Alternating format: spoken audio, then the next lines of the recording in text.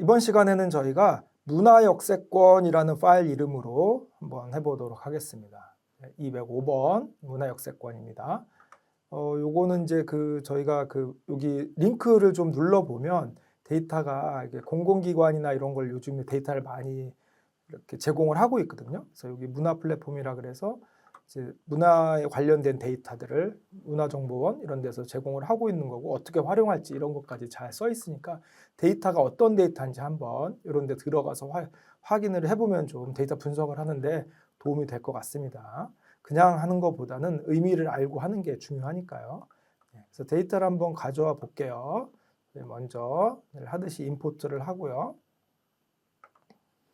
자, 그러면 데이터는 문화역세권이라는 데이터입니다. 여기 넣어놨어요. 그래서 여러분들도 여기서 데이터 안에 문화역세권 데이터를 눌러서 DF에 다시 저장을 하겠습니다.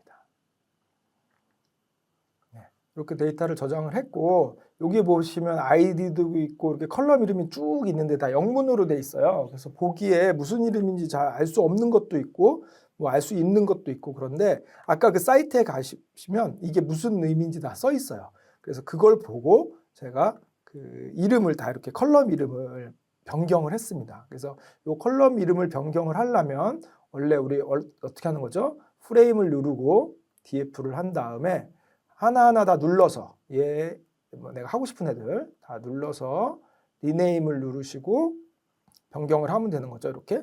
근데 양이 꽤 많습니다. 그래서 제가 미리 다 이렇게 타이핑을 해놓은 거예요. 그래서 변경을 해놓은 겁니다. 고유 아이디 뭐 이렇게 L1 대분류, 중분류 이렇게 그 사이트에 보고 그 컬럼의 성격에 맞게끔 이렇게 미리 만들어 놨어요.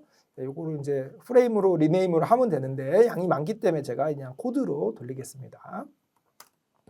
자, 이렇게 하고 그다음에 필요 없는 아이들, 고객 아이디라든가 시설명이라든가 이런 애들은 이제 필요 없기 때문에 드랍 지우도록 하겠습니다. 드랍을 하려면 이렇게 누르고 원하는 것들 선택을 해서 고객 아이디 뭐 그다음에 또 뭐 시설명 이런 애들 필요 없는 애들을 클릭을 해서 딜리트를 하면 되겠죠. 이것도 그 컬럼 수가 좀 돼서 제가 이렇게 코드로 짜놨습니다. 여러분들은 그냥 이걸로 하셔도 되고 비주얼파에서는 원하는 거 골라서 드랍하시면 돼요. 이렇게 지우고 나서 나머지 아이들 지금 보시면 뭐 L1 분류, L2 분류 이렇게 있는데 이게 내용이 뭐냐면 이제 그 전국에 있는 그 시설들이 문화시설이냐 무슨 시설이냐 이렇게 분류한 거고 그 중에서도 뭐 공공도서관이냐 뭐 문화의 집이냐 뭐 이렇게 다 분류를 해놓은 겁니다. 그리고 시도가 있고 시군구가 있죠. 그래서 이렇게 주소도 있고 그다음에 뭐 여러 가지 기타 정보 여기 보면 X좌표, Y좌표 이런 것도 있죠. 이런 걸 이용해서 우리가 지도에다가 뭔가 그릴 수 있는 그런 거죠. 그래서 그 문화시설 현황이 전국에 어떻게 분포되어 있는지 그 데이터를 가져온 거라고 보시면 되겠습니다. 자, 보면 여기에 보면 시도가 얼마나 있는지, L2 중분류가 얼마나 있는지 이런 걸 보겠다는 거죠. 그럼 우리 인포에서 DF에 예를 들어서 시도의 밸류 카운트가 어떻게 되는지 이렇게 보고 그다음에 L2 중분류 요거의 밸류 카운트가 어떻게 되는지 이렇게 보도록 하겠습니다. 보니까 뭐 시도는 우리가 아는 그대로죠. 경기도, 서울, 강원도 뭐 이렇게 해서 제주도 뭐 이렇게 쭉 있습니다. 그다음에 L2 중분류를 봤더니 공공도서관, 박물관, 미술관, 문화회관 뭐 이런 아이들이 쭉 있는 걸 알 수 있습니다. 그래서 우리가 처음에 하려고 하는 게 뭐냐면 시도로 그룹핑을 해서 사이즈를 보려고 합니다. 우리 앞에서 계속 봤던 거죠. 그거를 GPCNT에다 넣고 계속해서 보려고 하는 겁니다. 우리 계속 했던 거기 때문에 좀 빠르게 볼게요. 자, 얘를 시도로 그룹핑을 할 건데 얘는 아니고 사이즈를 보는 거죠. 전체 사이즈가 몇 개인지 보는 거죠. 그리고 요거를 이름을 GPCNT라는 데다가 할당을 할게요. 그리고 인덱스도 뽑겠습니다. 그래서 런 하면 이렇게 나온 거죠. 시도 사이즈. 그러니까 강원도에 몇 개, 경기도에 몇 개, 경상남도에 몇 개, 경상북도에 몇 개 이렇게 데이터가 쭉 이렇게 있다는 거죠. 요거 사이즈를 우리가 보기 좋게 사이즈가 뭐지? 잘 모르겠으니까 이제 이름을 이제 바꾸는 건데 바꿔도 되고 안 바꿔도 되고. 근데 이제 일단 뭐 바꿔 보겠습니다. 이게 사이즈가 의미하는 게 뭐냐면 그 시도에 있는 문화시설 수겠죠. 네, 그래서 DF에 아니죠. GPCNT 그래핑 한 거. 얘의 사이즈의 이름을 바꿀게요. 사이즈에 리네임 해서 문화시설 수. 네, 이렇게 문화시설 몇 개인지 이런 식으로 이름을 바꾸겠습니다. 자, 이렇게 나왔고, 그래서 우리가 이제 그림을 그리려고 하는데 차트를, 근데 여기 보시면 이 안에 있는 내용들이 다 한글로 돼 있잖아요. 그럼 이렇게 되면 이제 우리가 그냥 이대로 차트를 그리면 한글이 다 깨져가지고 에러가 납니다. 깨지는 건 물론이고 이제 워닝이 워낙 길게 뜨기 때문에 그래서 우리가 차트로 세팅을 해주고 가야 됩니다. 그래서 예를 들어서 우리 차트 세팅 이걸 누르시고 뭐 사이즈는 원하는 대로 선택을 하시고 그다음에 그리드도 원하는 대로 선택을 하시면 되는데 우리 여태까지 잘 안 해봤으니까 한번 해볼까요? 우리 많이 쓰는 게 시본 다크 그리드 이런 거 많이 씁니다. 시본 다크 그리드 뭐 여러 가지가 있는데 원하시는 거 하시면 돼요. 그다음에 중요한 게 폰트입니다. 폰트 한글 폰트를 선택을 하셔야 돼요. 여러분들이 가지고 시스템에 PC에 설치되어 있는 그 폰트를 지금 다 보여주는 거예요. 그래서 아마 윈도우즈라면 뉴글림이라는 한글 폰트가 기본으로 있을 거예요. 그런데 뭐 예를 들어서 네이버나 뭐 이런 요즘에 나눔 코딩 뭐 이런 거 많이 있잖아요. 그래서 한글 폰트를 따로 설치를 하셨다. 그러면 그걸 선택하시면 돼요. 그다음에 애플이나 이런 우리 맥 거기서 있는 경우에는 뭐 애플 코딩 뭐 이렇게 한글 폰트가 있죠. 네, 그런 걸 선택을 하시면 됩니다. 그래서 각자의 시스템에 맞게끔 선택을 하시면 되고 윈도우즈 기본으로 설치되어 있는 뉴글림을 한번 선택해 보도록 하겠습니다. 폰트 사이즈도 설정하시면 되고요. 자, 이렇게 한글을 차트 안에 한글을 그리려면 이 한글 폰트를 기본으로 하셔야 돼요. 꼭 하셔야 됩니다. 그리고 나서 우리 앞에서 봤던 그 문화시설수를 가지고 바차트 한번 그려볼게요. 바차트 바플랫이죠. 데이터는 GPCNT.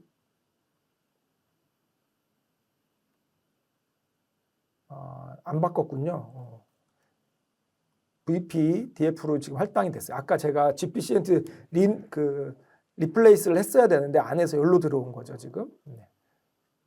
여러분들은 리플레이스를 하시고 GPCNT를 쓰셔도 되고요. 아무거나 쓰셔도 됩니다. X는 시도, 그다음에 Y는 문화시설수. 이렇게 하겠다는 거죠, 지금. 네. 이렇게 바플랫을 보려고 하고, 그다음에 정렬. 네. 이런 식으로 정렬을 하려고 합니다. 네, 이렇게 되는 거죠.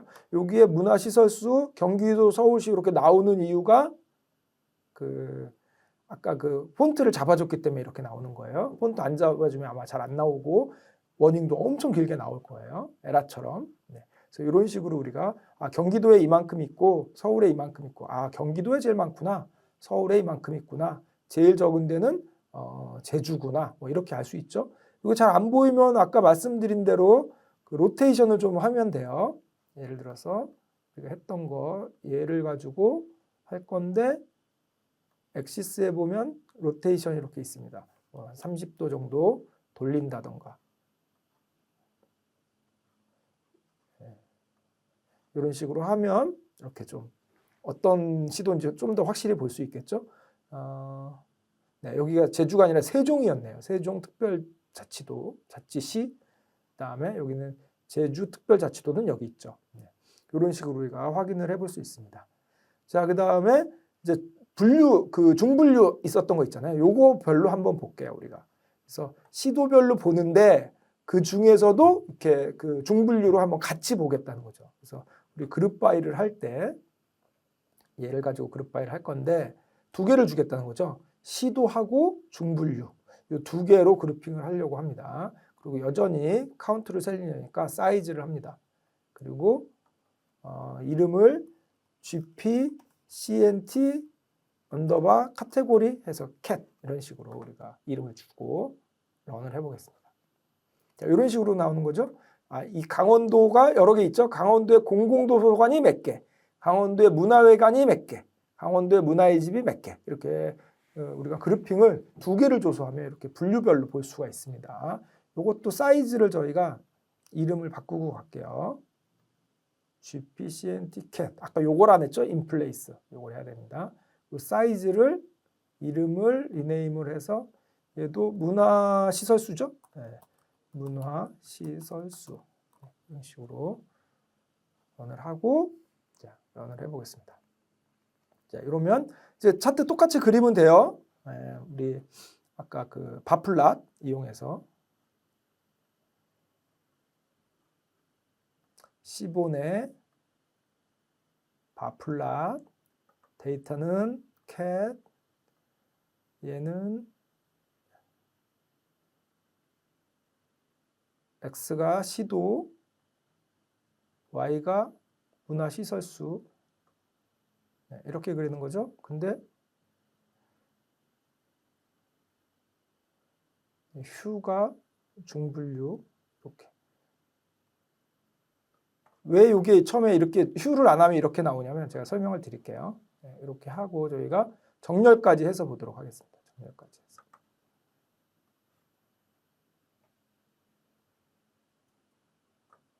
네, 한참 걸리네요. 네, 여기 나왔습니다. 이게 좀 조금 이게 보면 어떻게 되는 거냐면 경기도에 대해서 각 L2 중분류대로 막대를 여러 개 보여주고 서울에 대해서 중분류별로 막대를 여러 개 보여주고 지금 이렇게 보여주겠다는 거잖아요. 근데 아까 휴를 안 주면 경기도에 대해서 하나를 보여줘야 되는데 여러 개가 있잖아요. 지금 중분류가 몇 개 있어요. 하나, 둘, 셋, 넷, 다섯, 여섯, 일곱, 8개가 있잖아요. 그러니까 경기도에 막대기를 하나를 세워야 되는데 8개를 어떻게 보여줘? 그러다 보니까 집계를 내야 되겠죠. 우리 앞에서 했던 그 롱데이터, 와이드 데이터 할 때 그런 개념이라고 보시면 돼요. 막대기 하나를 세워야 되는데 보여줄 거는 8개가 있어. 그러면 그거에 집계를 해서 보여주겠죠. 근데 휴를 주면 각각을 따로따로 보여줄 수 있는 이런 느낌입니다. 그래서 뭉태기로 이렇게 보는 거죠. 그래서 이런 식으로 우리가 각 그 중분류별로도 확인해 볼 수가 있습니다. 자, 계속해서 좀 볼 텐데 여기에 보면 우리는 요번에 뭘 보려고 하는 거냐면 DF의 이제 사이즈가 아니라 여기에 보면 영향도 지수라는 게 있어요. 영향도 지수. 이쪽 사이트에 가보면 영향도 지수를 어떻게 계산하는지 나와 있어요. 우리는 이 영향도 지수를 확인만 하려고 합니다. 어떤 게 영향도가 높은지 낮은지 이런 걸 보는 거죠. 이 문화시설이 이 영향을 얼마나 주는지 이렇게 계산식이 안에 있더라고요. 그걸 확인하면 되고 우리는 이 나와 있는 계산된 이 영향도 지수가 시도별로 어떻게 분포가 되어 있는지 이런 걸 좀 보겠다는 얘기입니다. 그래서 영향도 지수가 각 행별로 있으니까 이거를 시도로 그룹핑을 한 다음에 평균을 내보도록 하겠습니다. 그래서 그룹바이에 df 시도로 그룹핑을 할 건데 컬럼은 뭘 보고 싶으냐면 영향도 지수를 보고 싶어요. 영향도 지수. 요거죠. 영향도 지수를 보고 그거의 평균을 보고 싶습니다. 평균. 그리고 이름을 gp 언더바 effective EF 이렇게 해서 인덱스 뽑고 run. 이렇게 보는 거죠. 아, 그러면 강원도의 영향도 지수, 강원도가 여러 줄이 있었잖아요. 그거의 평균이 요만큼, 경기도 평균이 요만큼 이렇게 된다는 걸 우리가 알 수 있습니다. 그래서 이것도 차트로 한번 바차트를 그려볼까요? 바플랏 데이터는 이펙티브 X는 시도, Y는 영향도 지수 이렇게 되겠죠? 좀 돌려볼까요? 좀 시도 잘 안 보이니까 30도만 돌리겠습니다. 정렬도 좀 해볼까요? 정렬. 소트. 이런 식으로 되는 거죠. 서울시, 광주, 충북. 아까 경기도가 제일 많았는데 영향도 지수로 보니까 얘가 더 많죠. 이런 식으로 뭔가 우리가 뭘 보느냐에 따라서 순위가 바뀔 수 있어요. 그래서 이런 식으로 우리가 영향도 지수 이걸 보면 볼 수 있습니다. 자, 그 다음에 보려고 하는 거는 외부에서 파일을 좀 가져오려고 해요. 인구 파일 한번 가져와 볼게요. 요거 지금 보면 요거 엑셀로 돼 있어요. 엑셀 파일 있는 걸 우리가 많이 안 해봤으니까 한번 해볼게요. 파일 여시고 여기가 CSV가 아니라 엑셀이라고 하셔야 돼요. 엑셀. 그리고 엑셀 데이터를 선택하시면 됩니다. 인구 데이터. 인구 데이터 선택하고 요거는 df 언더바 p라고 이름을 주겠습니다. 그리고 실행을 해보겠습니다. 그러면 여기가 리드 언더바 엑셀이죠. 그래서 이렇게 엑셀로 되어 있는 인구 데이터를 가져왔어요. 보니까 데이터를 보니까 각 지역이 쭉 나와 있고 그리고 인구수가 나와 있죠. 그리고 면적이 나와 있습니다. 면적도 있고 인구수도 있고. 네.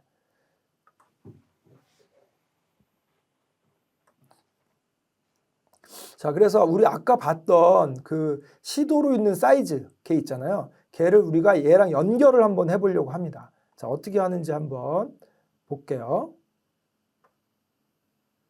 예를 들어서 요거를 한번 구하려고 하는데 요게 뭐냐면 띄워놓고 여기에 보면 아까 DF를 시도로 사이즈로 한 거를 그대로 한번 가져와 볼게요.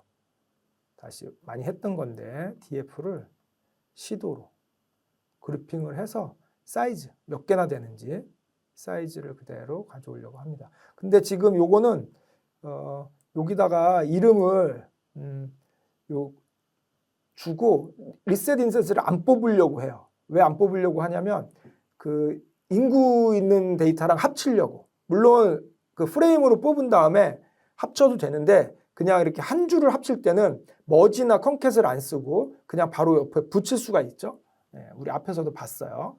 그래서 데이터를 합칠 때는 그래서 이쪽에도 컬럼이 여러 개, 이쪽에도 컬럼이 여러 개. 그러면 무조건 컨캣이나 머지로 합칠 수가 있죠. 근데 이쪽은 컬럼이 만약에 5개 정도 있어요. 근데 이쪽은 예를 들어서 시리즈 하나거나 그냥 어레이 하나거나 한 줄짜리가 쭉 있어요. 그러면 컬럼 이름 주고 얘를 주면 그냥 바로 하나 이렇게 붙일 수가 있겠죠. 그래서 두 가지 방법이 있는데 우리는 두 번째 방법을 한번 해보려고 하는 거예요. 자, 이렇게 나왔어요. 그냥 한 줄짜리죠. 시리즈는 한 줄짜리잖아요. 일부러 제가 여기 왼쪽에 있는 시도, 강원도, 경기도 얘네는 뭐예요? 인덱스죠, 지금. 왼쪽에 있는 시도는 인덱스고 얘네들은 숫자, 이 데이터예요. 만약에 이 앞에 있는 경우에 이런 경우에는 시도도 컬럼이고 영양도 지수도 컬럼이죠. 인덱스는 0, 1, 2, 3, 4, 9. 근데 얘 같은 경우에는 지금 우리가 인덱스를 안 뽑았기 때문에 시도는 그 인덱스죠. 오른쪽에 있는 게 그 데이터고. 그래서 이런 경우에 우리가 옆에다 바로 붙일 수가 있습니다. 이렇게 붙이는 거죠. 문화시설수라는 게 원래 없잖아요. 자, DF의 언더바 P가 어떻게 생겼냐면 이렇게 생겼어요. 문화시설수가 없잖아요. 근데 없는 거를 이렇게 할당을 하면 새롭게 할당이 되는 거죠. 그래서 문화시설수라는 컬럼을 만들고 좀 아까 만들었던 컬처 CNT 얘를 옆에다 붙이겠다는 거예요, 지금. 그래서 우리가 어떻게 붙이냐? 프레임에서 DFP에다가 여기다 인플레이스 할 거고요. 추가를 할 건데 이름이 뭐냐면 문화시설수라고 이름을 지을 거고요. 데이터는 우리 아까 했던 요거 컬처 CNT 요거 시리즈로 만들어 놓은 거 요걸 붙이려고 합니다. 자, 오케이. 그러면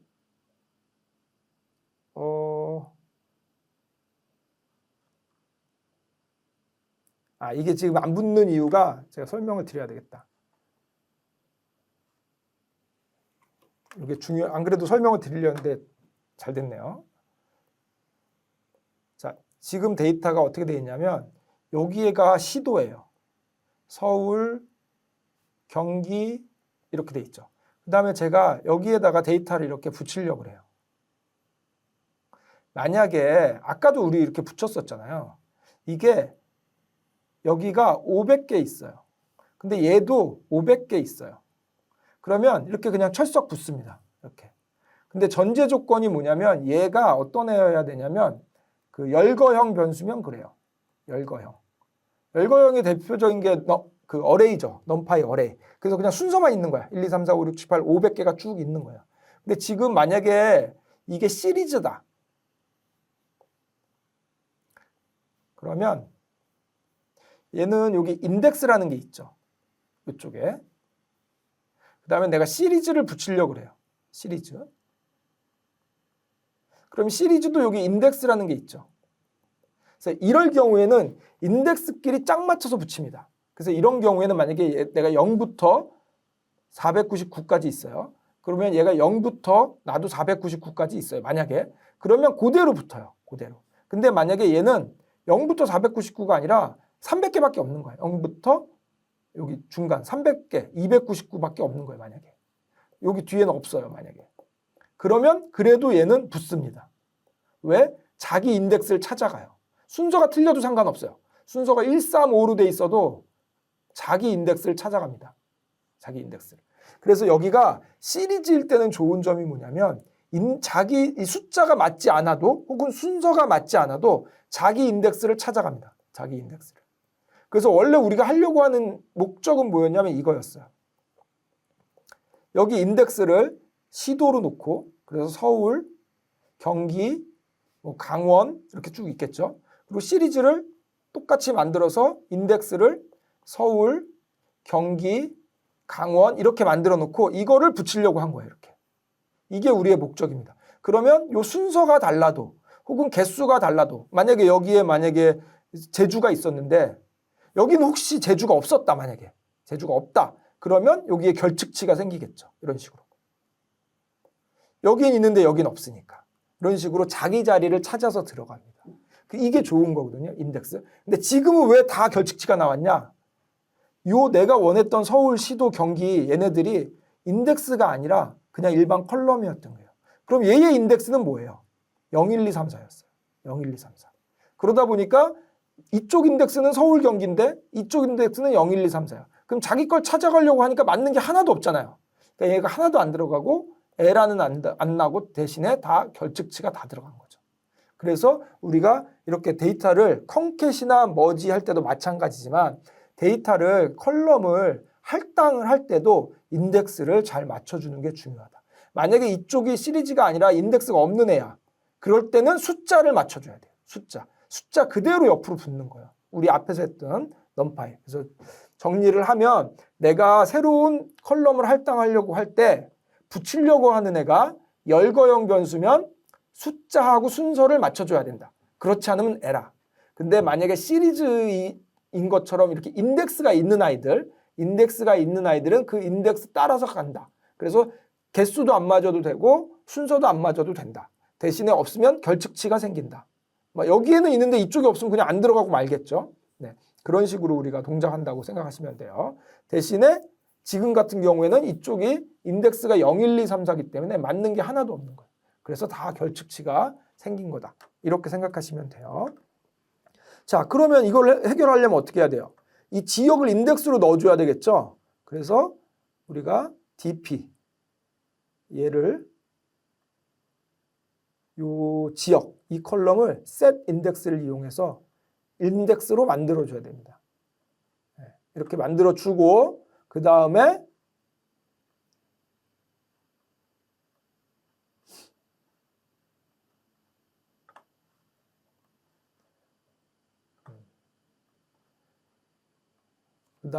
DP 얘를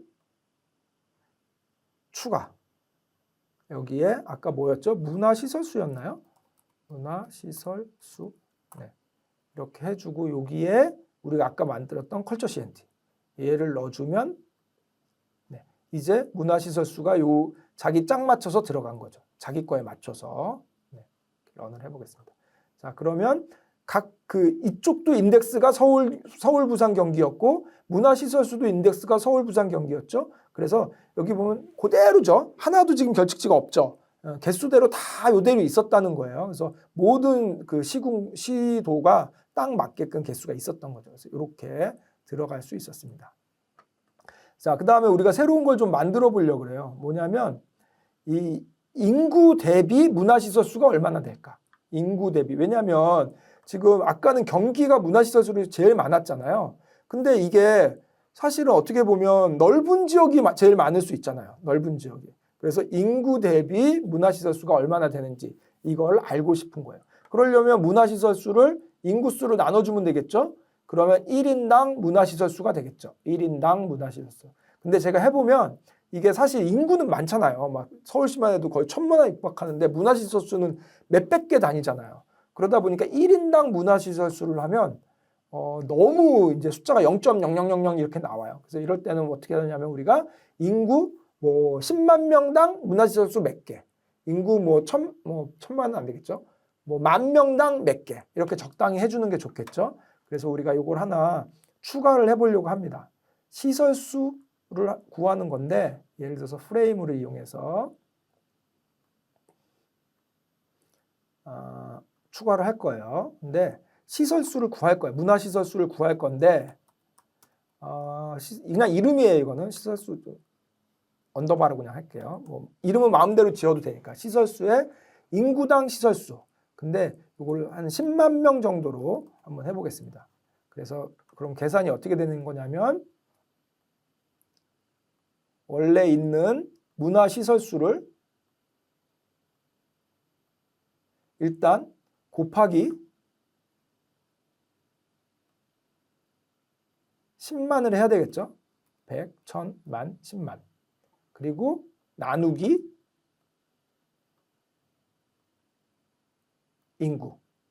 이렇게 하면 되겠죠. 그러면 10만 명당 문화시설수가 몇 개인지 요게 되겠죠. 네, 그래서 오케이. 그럼 이렇게 추가가 된 거예요.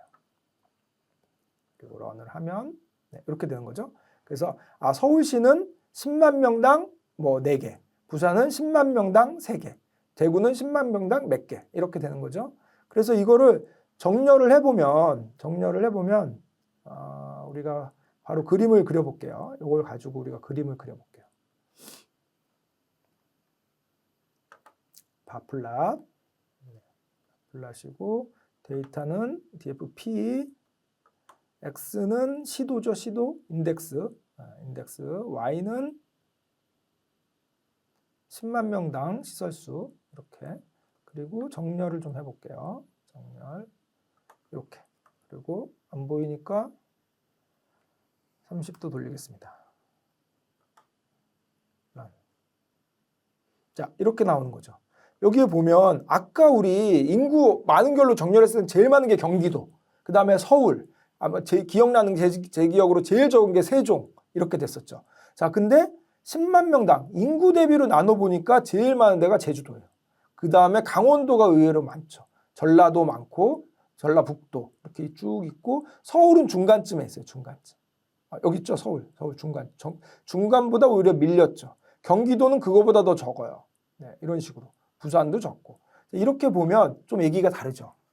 그냥 시설수만을 세보면 경기도가 제일 많고 다음이 서울이었지만 그거는 인구가 많기 때문에 인구 대비로 나눠보면 제주도가 제일 많고 강원도, 전라도, 전라북도 이렇게 된다는 거죠. 근데 가만히 생각을 해보면 이게 어느 느낌이에요? 뭔가 관광지가 좀 발달된 곳이 좀 많은 거죠. 그러니까 문화시설이나 이런 것들이 그런 쪽에 좀 많이 짓고 뭐 이렇게 한다. 이렇게 좀 우리가 해석할 수 있는 거죠. 그런 식으로 해서 이게 데이터를 볼 때 그냥 보는 거하고 뭔가 인사이트를 가지고 여러 가지로 고민을 해서 의미 있는 데이터를 찾으려고 하는 게 굉장히 다릅니다. 사실은 그게 더 중요해요. 그러나 이제 우리 수업의 목적은 그런 건 워낙 다양하기 때문에 도메인 지식을 가지고 전문성을 가지고 해야 되는 거잖아요. 그런 걸 하려고 할 때 우리는 기술적으로 어떻게 해야 되는지 그걸 보여주는 게 우리의 목적이라고 말씀드릴 수 있겠습니다.